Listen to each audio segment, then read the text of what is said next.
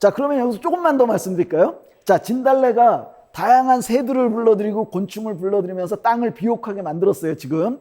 그러면 그 다음에 누가 들어오냐면, 제가 숲의 천이 과정을 말씀드린다고 그랬잖아요. 그 다음에 누가 들어오냐면 소나무와 같은 침엽수 종류들이 들어옵니다. 그러니까 소나무와 같은 침엽수 종류들이 들어오고, 그 다음엔 이제 누가 들어오냐면, 이제 소나무가 막 자라겠죠. 그 다음에 누가 들어오냐면 화렵수 종류가 들어오는데, 여기서 재밌는 말씀을 좀 드릴게요. 그러니까 침엽수, 즉 우리나라의 경우는 소나무가 들어와요. 근데 소나무가 들어와서 막 자라는데, 소나무 입장에서 볼 때 살아가는 게 굉장히 불안해요. 이 소나무는. 왜 불안하냐면, 이 나무들은 자기가 살아가는 데 필요한 영양분을 스스로 만들죠. 광합성을 해서 만듭니다. 근데 광합성을 어디서 하죠? 잎사귀에서 해요. 잎사귀에서. 근데 잎사귀가, 소나무는 아시다시피 가느다래요. 예. 그러니까 이 잎사귀가 가느다라서 햇살을 많이 받아야 그걸로 광합성을 하는데, 햇살을 받아서 품는 양이 너무 조금인 거예요. 심지어는 소나무는 어떤 일까지 벌이냐면 나무 뿌리에서 독을 뿜어요. 독을. 예. 그러니까 내 주변에 어떤 식물도 자라지 못하게 하려고 독을 뿜어내는 거예요. 독을 뿜어낸다는 얘기는, 이 독은 사람에게는 독은 아니에요. 사람에게는 독은 아니고 다른 식물들에게는 독이어서, 사실 우리가 산을 이렇게 등산을 하거나 이러다가 산길에서 보시면 소나무가 있으면 소나무 주변에는 다른 나무가 못 자랍니다. 예. 그게 소나무가 그걸 막는 거예요. 근데 아마 지금 제 말씀을 듣는 여기 시청자 여러분들이나 이런 분들도 제 이야기 듣다가, 아닌데 내가 어제 산에 갔다 오는데 소나무 옆에서 무슨 나무가 자랐는데, 이런 얘기 하시는 분들이 있을 겁니다. 예. 있어요. 예, 맞습니다. 소나무는 분명히 독을 뿜어서 다른 나무가 못 오게 하고 있지만, 그 독을 이겨내면서 소나무 뿌리 곁에서 자라는 나무가 있습니다. 예. 그게 뭐냐면 우리나라 기후를 중심으로 얘기하면 신갈나무가 대표적이에요. 이유가 있습니다. 신갈나무는 그 소나무의 그 독을 이겨내는 거죠. 그러니까 어떻게 이겨내냐면 이런 거예요. 신갈나무도 소나무가 뿜어내는 독에 의해서 얘도 상처를 받을 겁니다. 상처를 받는데, 신갈나무는 기본적으로 잎사귀가 무지하게 넓습니다. 그러니까 어른 손바닥보다 훨씬 커요. 예. 잎사귀가 넓으니까 어쩌겠어요. 햇살을 품을 수 있는 양이 많고, 그 다음에 뿌리에서 끌어올리는 물을 품는 양이 많다 보니까 광합성을 많이 해요. 예. 그래서 양분을 많이 만들어냅니다. 그 많이 만들어낸 양분을 막 먹으면서 스스로의 치유력을 늘려나가는 거예요. 이 신갈나무의 생존 전략은 자라는 속도도 굉장히 빨라요. 그래서 양분이 많으니까, 많이 먹으니까 빨리 자랄 거 아닙니까? 그래서 빨리 자라가지고 소나무보다 커졌어요. 이때 위기가 생겨요. 예, 이때 무슨 위기가 생기냐면, 아까 제가 말씀드린 것처럼 소나무에 그늘이 지기 시작하면 소나무는 더 이상 자라기 어렵다라는 거예요. 그래서 저는 지금 숲의 천이 과정을 얘기하는데, 자연스러운 천이 과정을 얘기하잖아요. 자연 상태에서, 인간이 개입하지 않은 상태에서의 자연스러운 천이 과정에 의하면 소나무와 같은 침엽수 숲은 사라지게 돼 있습니다. 예. 사라지고, 우리가 이제 그 식물학이나 생태학에서는 그 마지막 단계를 극상림이라고 얘기하는데, 극상림은 우리나라의 경우에는 신갈나무가 주종을 이루는 숲이 극상림이어야 이게 가장 자연스러운 천이 과정이다, 이렇게 말씀드릴 수가 있거든요. 근데 가만히 생각해 보세요. 우리나라에는 소나무 숲이 무지하게 많아요. 그죠? 예. 그러면 틀린 거잖아요, 제가. 예. 그 뭐지? 그 우리나라의 소나무 숲이 그렇게 많은 거에 대표적인 숲이 바로 여기입니다. 울진 소광리 금강소나무 숲이라는 숲인데, 이 숲을 보면서 제가 우리나라의 소나무 숲이 왜 이렇게 많은지에 대해서 좀 이야기하고 그것의 의미도 한번 짚어보도록 하겠습니다.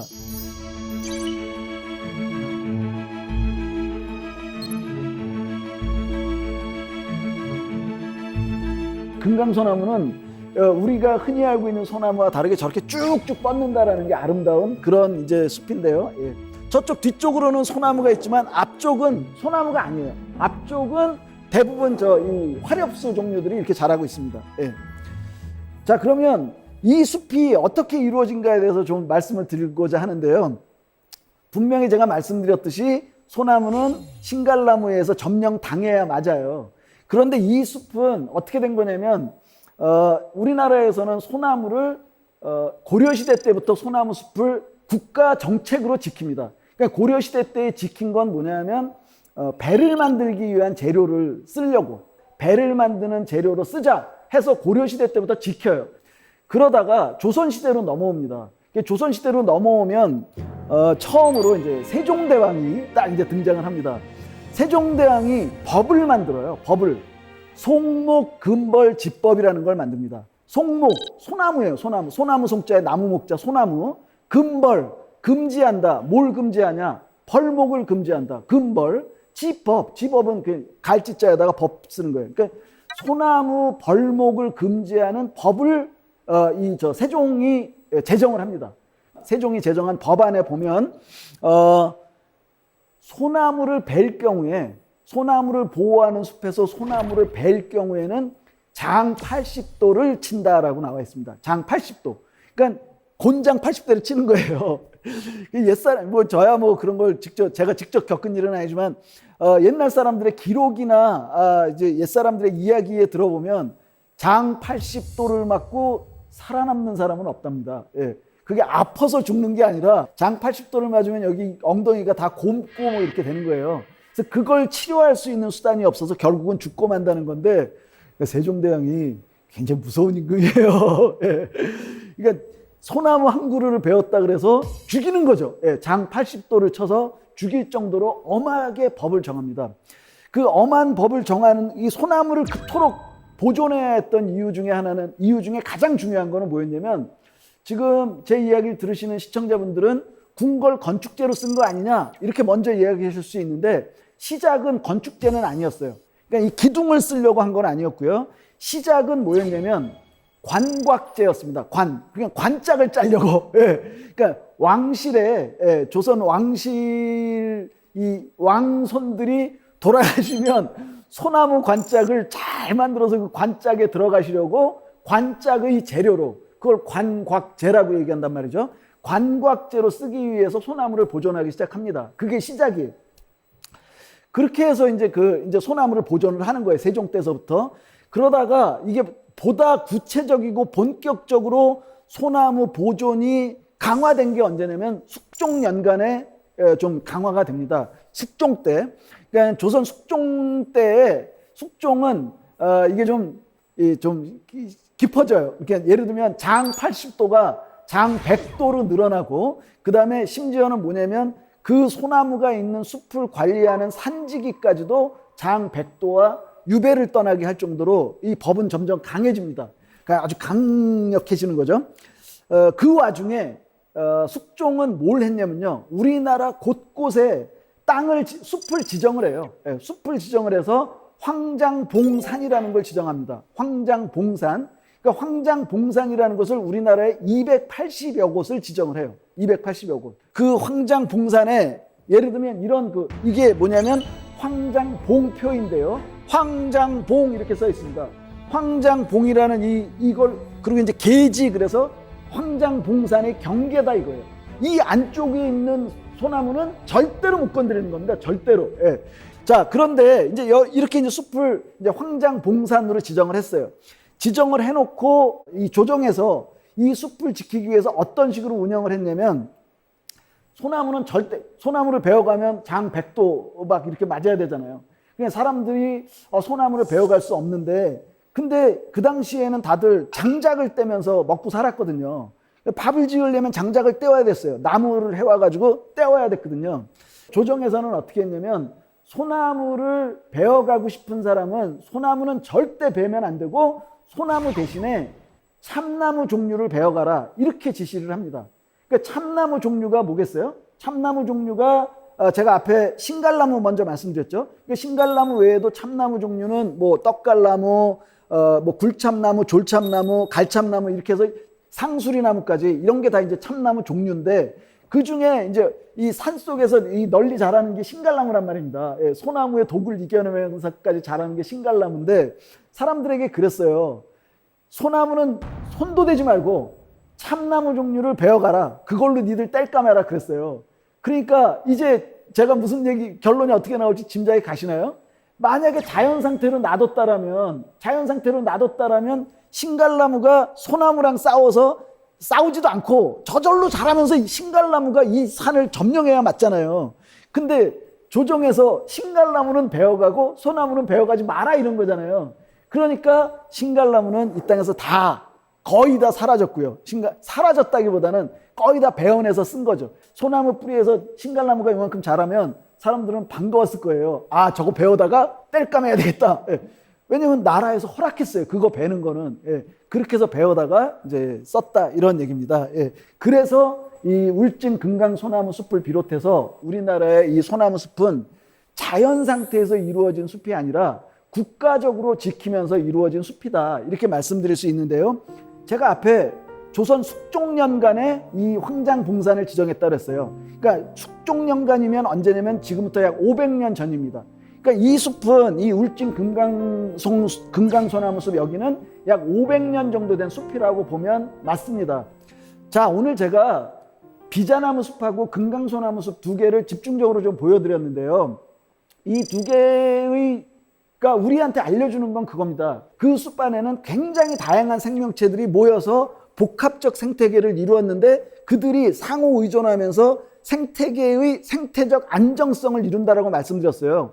이게 이제 제가 오늘 주목하고 싶은 건데 그 생태적 안정성을 이루는 데까지 이 숲은 500년 이상 걸린 겁니다. 굉장히 긴 시간이 걸리면서 생태적 안정성을 갖추었고 이들이 갖춘 이 숲에서 갖춘 안정성은 세상을 평화롭게 하는 기반이 되는 거예요.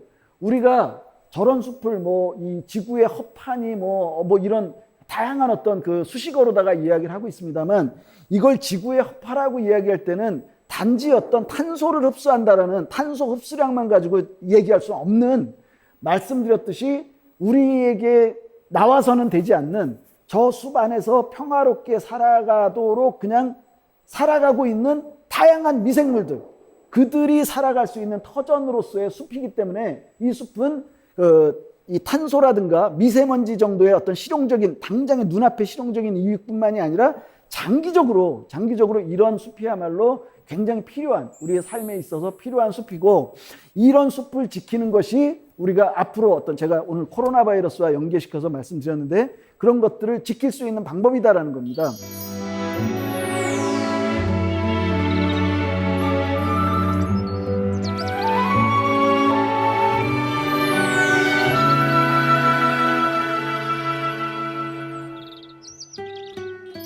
거꾸로 이 숲이 파괴된다고 한번 생각해 보자고요. 800년 된 숲, 500년 된 숲이 파괴돼요.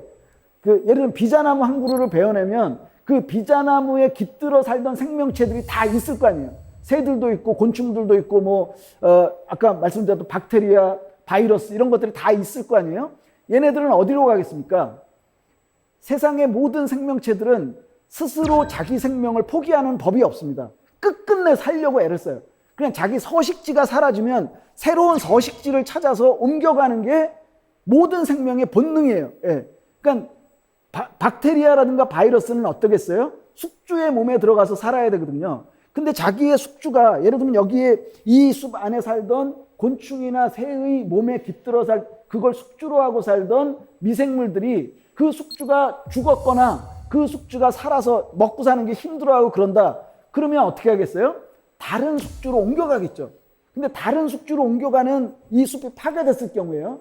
다른 숙주로 옮겨가려고 얘네들이 여기저기 찾아가고 있는데 지구상에 눈만 돌리면 있는 생명체가 있어요. 눈만 돌리면 나타나는 아주 놀라울 정도의 번식량이 많은 그런 생명체가 있습니다. 25만 년밖에 안 됐는데도 전 지구를 덮고 있는 생명체 중에 호모 사피엔스라는 생명체가 있습니다. 예.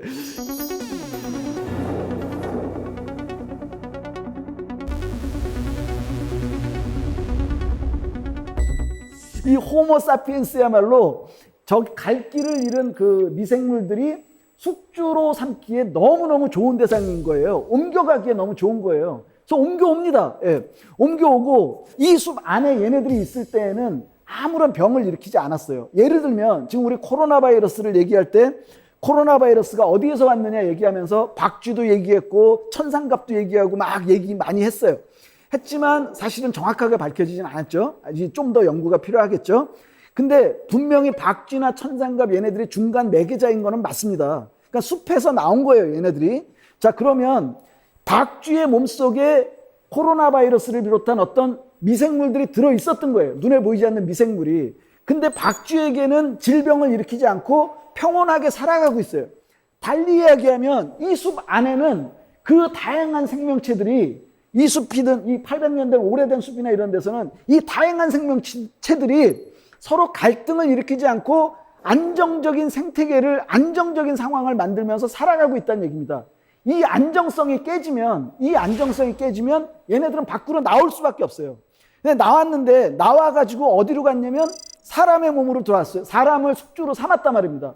사람을 숙주로 삼았을 때 사람은 한 번도 겪어보지 않은 바이러스라든가 한 번도 겪어보지 않은 미생물일 가능성이 매우 높아요. 예. 이미 박쥐나 천상갑은 수천 년 동안 겪어온 거지만 사람은 처음일 수 있다는 거죠.